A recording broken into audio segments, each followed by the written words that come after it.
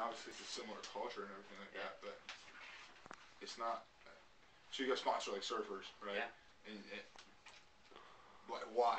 Just because, I mean, first of all, Sector 9 does it, which is a huge competitor, so they kind of like paved the way for that whole thing. And so a lot of companies were doing it, and then surfers just kind of took on to what we were doing. It's like a similar thing, and so when the waves are flat, you skate. That's how skating started in the 70s, you know. I mean, even so coming it's a similar thing, and like what you know, water shoe companies sponsor surfers when you don't wear shoes when you surf. Same shit. You know, why just getting your name out there wear sunglasses when you surf? Why does Oakley sponsor surfers? Same shit. Not everyone makes a surfboard.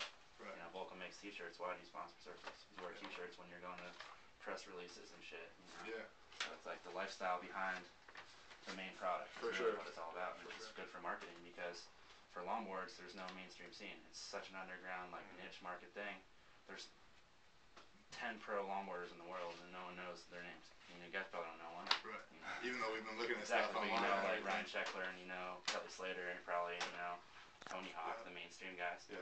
So we can't really tie into mainstream skating because we don't make like one of those black boards like a trick. Right. You know. Do you guys have?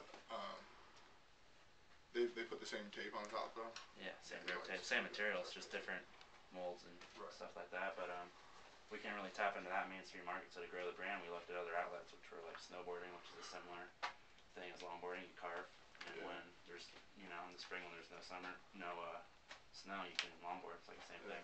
You guys trying to get into that too, like make surfboards and snowboards? Eventually, Eventually. Oh, really? So, Okay, cool. Santa Cruz does it. They make skateboards, surfboards, snowboards. That's legit. And they kind of paved the way for that. So eventually, Oh, for sure. This place is. I remember you. You telling that story of like sitting in the wood shop. Yeah. And having like the free build and everything. Can you talk? Well, these are some of the original boards up here. I got up here. This one that you built? Yeah, this one right here was before we even had the name Ladera. Now it's just a die cut of a shop in Monterey on the beach surf shop. Yeah. And I just got that sticker and thought it was cool. Because I didn't know what to put on the bottom. It was plain. It's a crazy shape too. So It's like an arrowhead. That went to that. How did you know how to design a skateboard? Did you just start doing just like crazy shapes? That's the original logo. Get a shot at it. Right. What I wanted. That's a hand done logo before we had a logo. That was the first one that said Ladera ever. Oh, that's cool, man. And then that went to like. Was this like while you're obviously still in high school, but was that like done at school? Yeah, that was an MA class. product That was my right first there? project. Yeah. Oh, that's legit, man. And then I did So is that?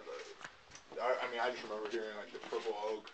Purple Heart one. Purple Heart. Yeah. Purple Heart, right? Yeah. But like what you found like a piece of wood I can show you that one. inspired you and everything. Yeah. I'm talking about that.